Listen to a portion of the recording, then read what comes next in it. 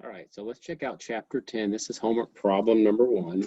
And remember, in this chapter, we have 2 different types of scenarios when you read a problem, because you need to know if you're going to be using the Z table or the T table. And so in this first one, I'll just illustrate, and I think it's like the first 6 problems in your homework. We're going to identify these as what they call sigma known. And for sigma known, that just basically means that you know the population standard deviation. And if that's assumed to be known, then we're going to be using the Z table. If it's going to be sigma unknown, which I believe is starting on problem 7, we're going to be using the T distribution table. So we know it because they tell you right here that the population standard deviation is 5. So we're not going to go through these. If you're working these out on paper, I would maybe make some notes. You'd say, well, sample size in this problem is going to be 36. We need that. Sigma, which is your population standard deviation, is given at 5. They give you the sample mean is 49. And then they're using this thing called 0.05 as your significance level. So we often refer to that as what they call alpha. And in this case, alpha is going to be equal to 0.05. The reason you need to know that is because that's what you're going to use to set up your critical value decision rule in your table when you come to say whether you're going to reject or do not reject the null hypothesis. All right, so let me clear this. Let's go back and read the problem. So they say that we have a sample 36 is selected from a normal population. Sample means 49, population standard deviation is 5, that's sigma. Conduct the following hypothesis test using 0.05 significance level. So in this particular example, we have the null, which is H sub O, mu is equal to 50, and then H sub 1, sometimes I call that H sub A, they call that the alternate hypothesis. Notice, this is what they refer to as a two-tailed test, all right? So we have an upper and lower tail test, so they call that a two-tailed test. And so then the next part of the problem is we've got 2 places where you can do a rejection rule, which is you're going to either reject the null or do not reject the null. And typically, I like to kind of map this out on a visual. So you're essentially saying if I were to draw my curve, which I'll do right here, I would have an upper tail and a lower tail. And if you find that your test statistic falls anywhere in any one of these shaded areas, that is where you're going to say reject the null. So the shaded areas on a two-tailed test, they call those alpha over 2, alpha half, okay? So if alpha is equal to 0.05, that means that each tail is equal to 0.025. And the reason I'm telling you that is you need to know that because at some point in time, we need to locate what they call the critical value, which is in this case going to be a Z value, using this particular area. Okay, so so again, that's what they talk about this decision rule, because what's going to happen is we're going to calculate your sample, we're going to convert your sample into a Z value, and then see if that value falls in a shaded area. And if it does, we're going to say reject the null. So in this part C says, what's the value of the test statistic? Well, the test statistic will simply be X bar minus mu divided by sigma over the square root of n. So that looks a whole lot like just a Z value, doesn't it? But that's what the number we're going to come up with when we calculate our test statistic. And notice you already have all that data is given up here. And so if you plug that into the formula, and you've got a sample mean of 49, minus hypothesized mean. The hypothesized mean is right there, it's 50, over sigma, which is 5, over the square root of 36. That's going to give us, notice, a negative 1.2.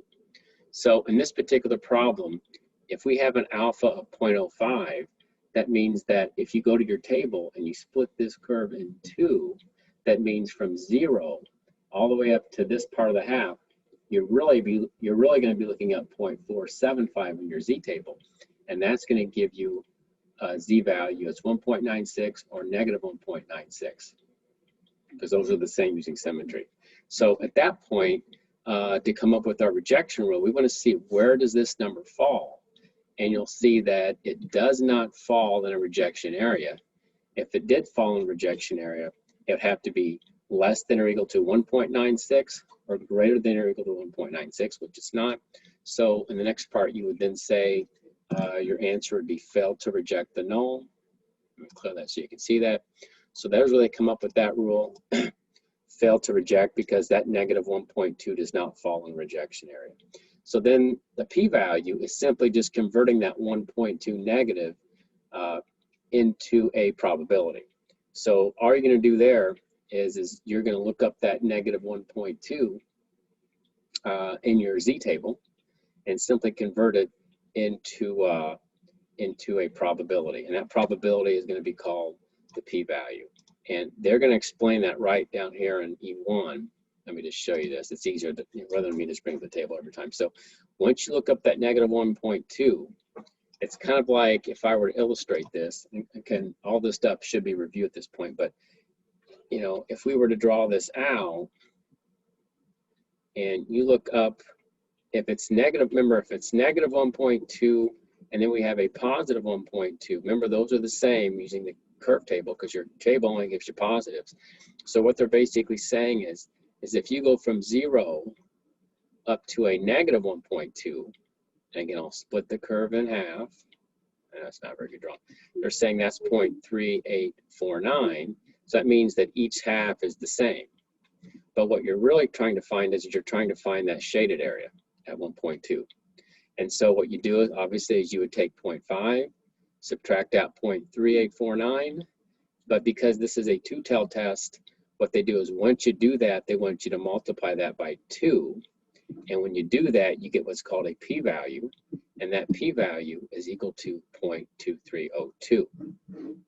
And so the rejection rule, eventually what you're going to be doing is you're going to be comparing this p-value to alpha, which alpha in this case is equal to 0.05.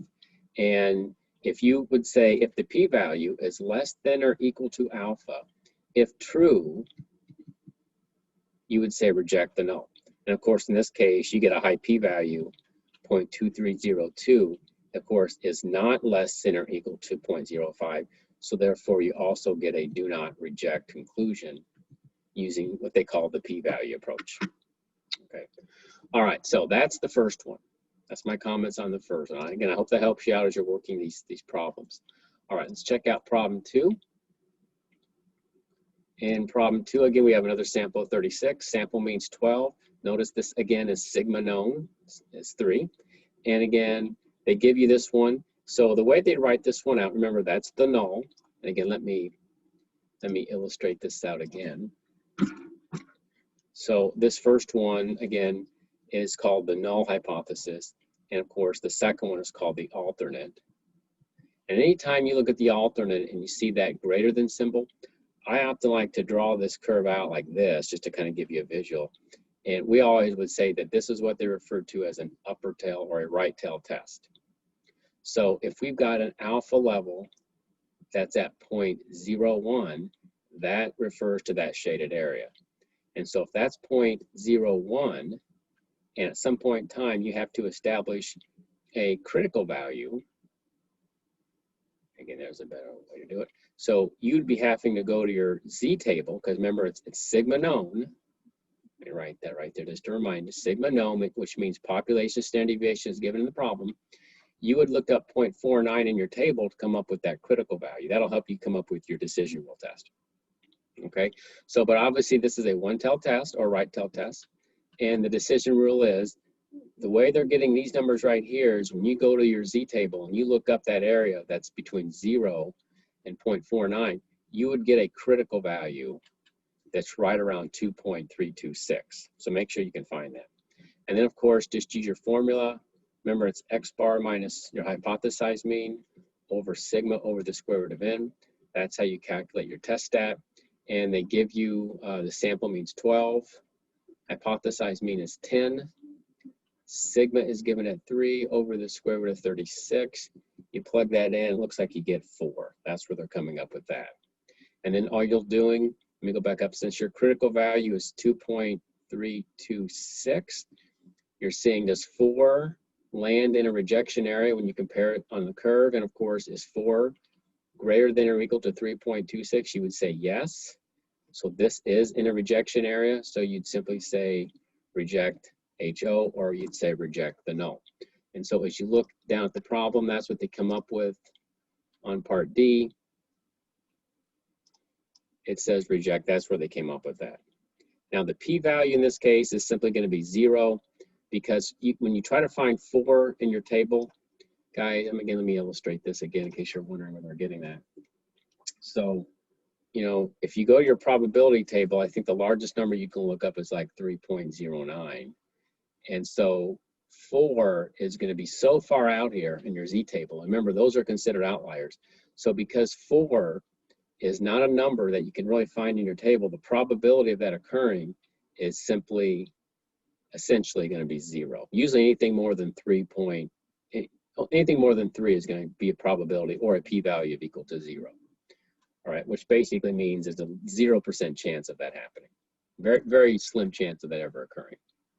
Okay, all right, and you can kind of read that. And I think that's all I wanted to say on that one. So, all right, so that is problem 2. Problem 3, again, it's going to be sigma known. Notice they give you the population standard deviation. That's wording you should always be looking for.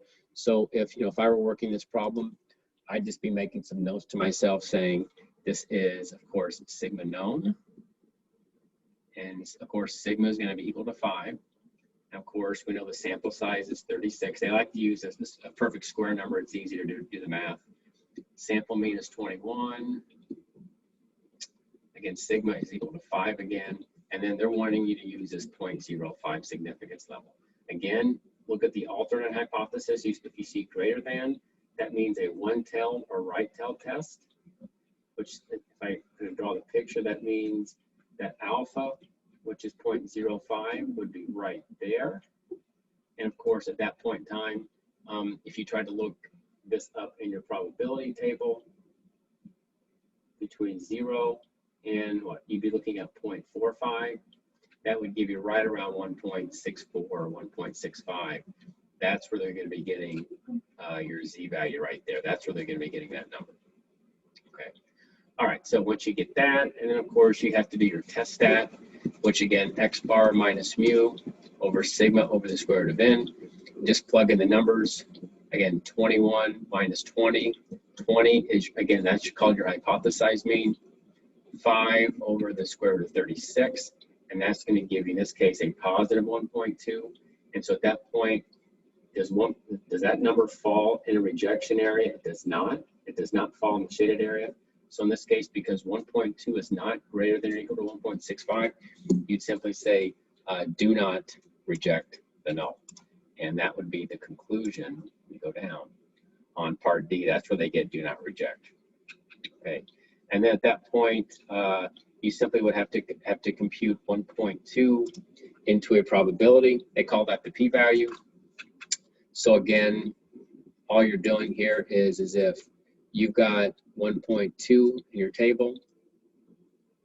You look up 1.2 in your table. That's not a very good straight line. And again, you want to find the area to the right. So when you look that up in your table, you get what, 0.3849. And then you take 0.5 minus 0.3849, and that would give you 1.2 converted into a cumulative probability to the right. So your approximate would be 0.1151, and that would be called your p-value. All right, that's how it works. All right, so that is problem number 3. So let's do one where you have to actually come up with the null and the alternate. And on this one, it's going to be a two-tailed test. And the reason it's going to be a two-tailed test is I'll just go to the very last sentence. They want to know if the experience is different. Is there a difference? So difference means two-tailed. The hypothesized mean on the tires is 60,000. So that's called your hypothesized mean. So this is going to be what they call a two-tailed test because of the wording different. Okay. So in this particular problem, if I were to kind of draw out your picture in terms of what you got to map out.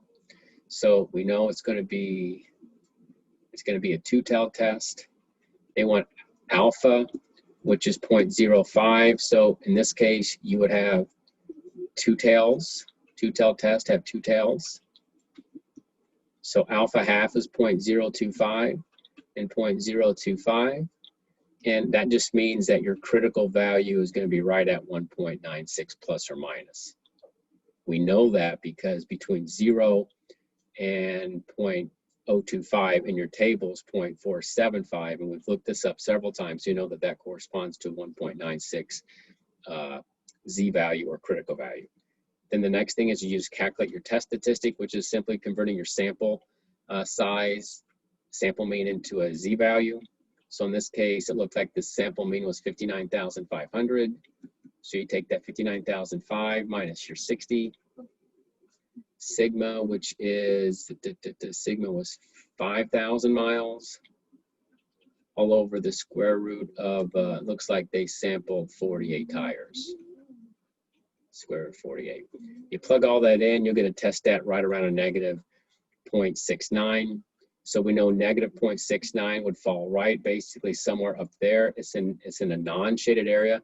So we know that our conclusion is going to be do not reject or fail to reject the null. So if you get to part D, that's where they get that.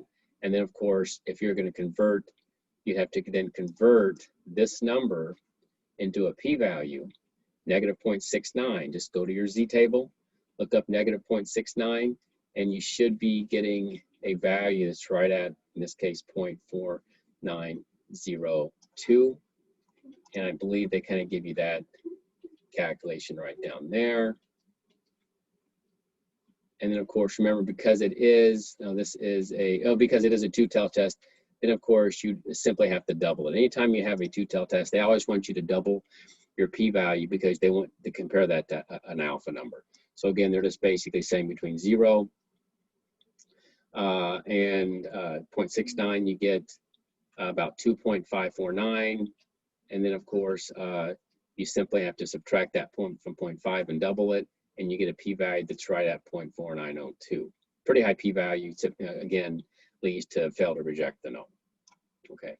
All right, so that's how you do two-tailed test. Let's check out the next one, number 5. This one looks like it's going to be a lower tail test, and we know it's lower tail because when you get to the part you're trying to conclude if the waiting time is less means lower. So on the two-tailed test, again, the way you'd map this one out, it's very similar to the right tail test. It's just you're in the lower part of the curve. I'll draw out my curve picture, and of course, now we're doing lower tail. And looks like alpha is 0.05, so we know that our critical value is most likely 1.6, a negative 1.65. It looks like our hypothesized mean is 3, so that's where they plug that in. Notice you've got your null and your alternate right there. And of course, they're using 1.645 or 1.65 as your rejection rule. You then have to do your test stat, which simply is your sample mean. And your sample mean is going to be your x bar is 2.75 minus 3 over your sigma, which is 1 over the square root of 50. And that'll give you right at about a negative 1.77. And then you compare that to this number. And of course, it does fall in a rejection area because negative 1.77 is less than negative 1.65. So in this problem, you are going to definitely say reject the null. So that should be your conclusion in part D. And then of course, you would then need to convert this negative 1.77 into a p-value. You should get 0.0384. All you got to do is look up 1.77 in your table. And then I believe you just got to subtract that from 0.5, which they're going to show you that right there. 0.5, you look up, again, that number between 0 and that, you subtract 0.5 from that, and you get the 0.0384. And that, of course, is going to be a p-value, which, of course, is lower than alpha. I don't know why they don't say it in this problem, but if you did it, they call it the p-value approach, is they say if your p-value, let me get my stylus on, is less than or equal to alpha, if true, you also reject the null. And because alpha is 0.05, that's also true. This test would also give you the same conclusion as the critical value approach. All right, that is number 5. And I think there's one more on sigma known, and then the rest of them are sigma unknown.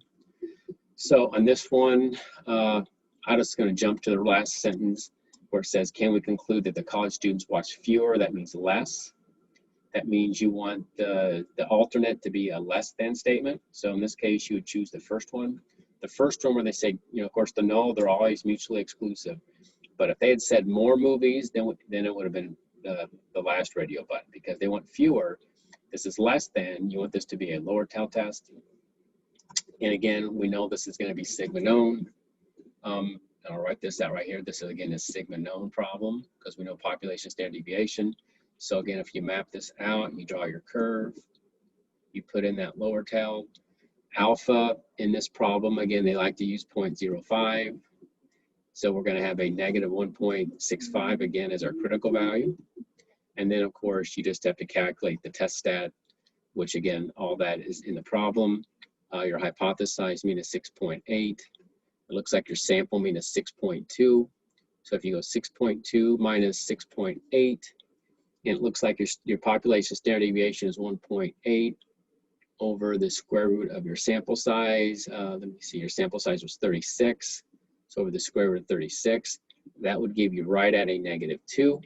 -2 is definitely in a shaded area, so you're going to say reject the null. And of course, they'll most likely want you to convert that into a p-value as well. So let's page down to the conclusion. Notice they say reject, and then you got to convert -2 into a p-value. So you know what to do there.